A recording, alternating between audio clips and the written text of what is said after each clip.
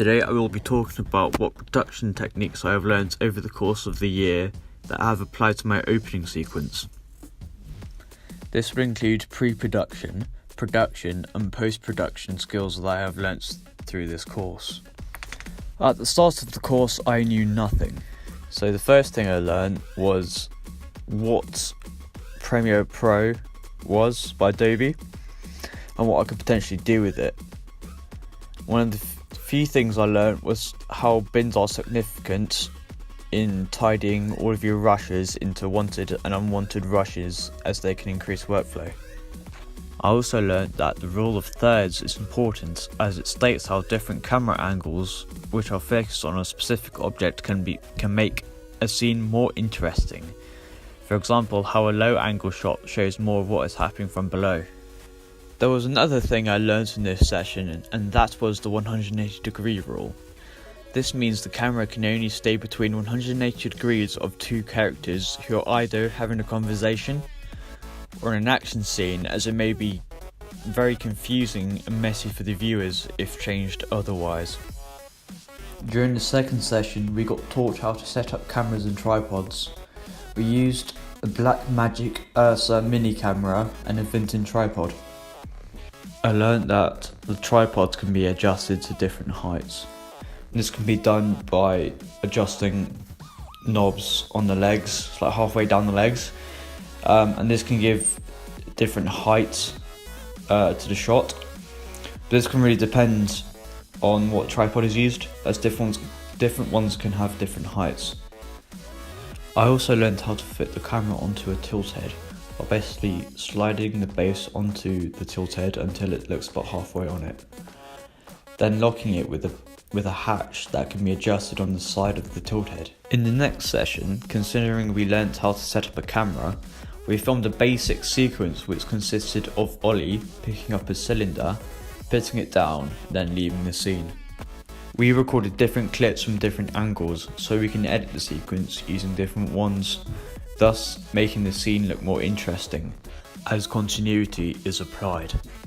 I learned that recording different angled clips are important to capturing continuity, and if you want to achieve continuity, objects and other factors such as hand placements in the previous clip is important because it achieves a good flow without awkward changes. After filming the basic sequence, we went up to the TV suite in order to edit these sequences. This was to get us to understand and get the gist of editing and how continuity works within editing as well.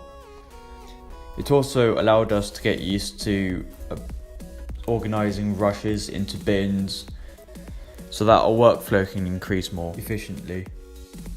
We then went on to filming a sequence with dialogue in it, and when editing in this, I learned how to put in text to our sequences.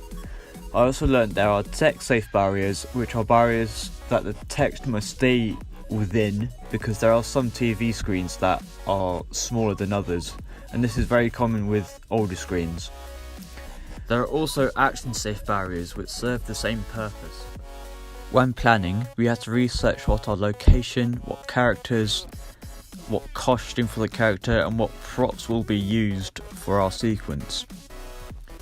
Ollie knew a place near his house for the location, being a run-down shed in a nearby forest. We decided our character should be Sean Power as the runner, and we also had bought the props on Amazon, being a dictaphone and some fake money.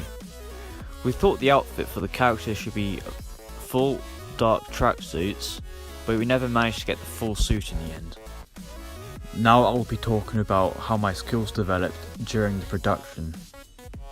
So for the main production of the opening sequence, we had to take into consideration about what we learnt about setting up a camera when filming, and what angles we'll use when editing, then later consider what clips will go together in terms of composition and continuity.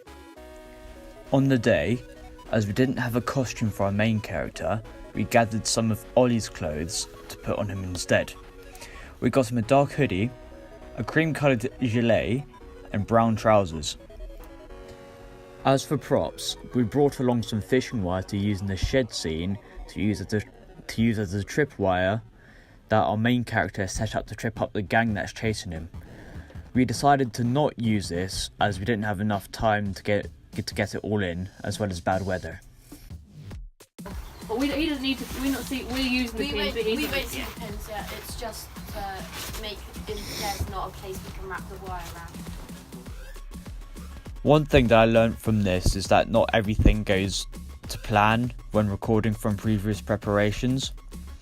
I also learned that you also need to have many of the same shots in order to be satisfied with what clips you have when editing.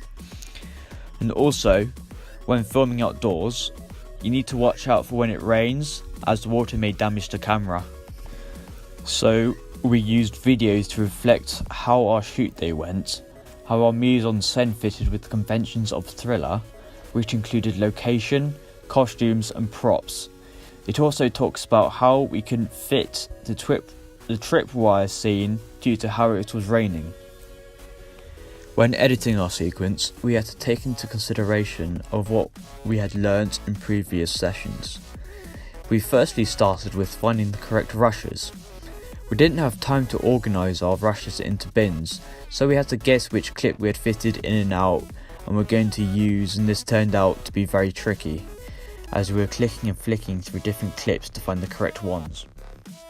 We also changed how sections were structured in the sequence to make them look better, like when our character is running into the shed, as it once had a tracking shot of him running towards it, and this was changed because there was a jump in volume from quiet to loud as the clip started.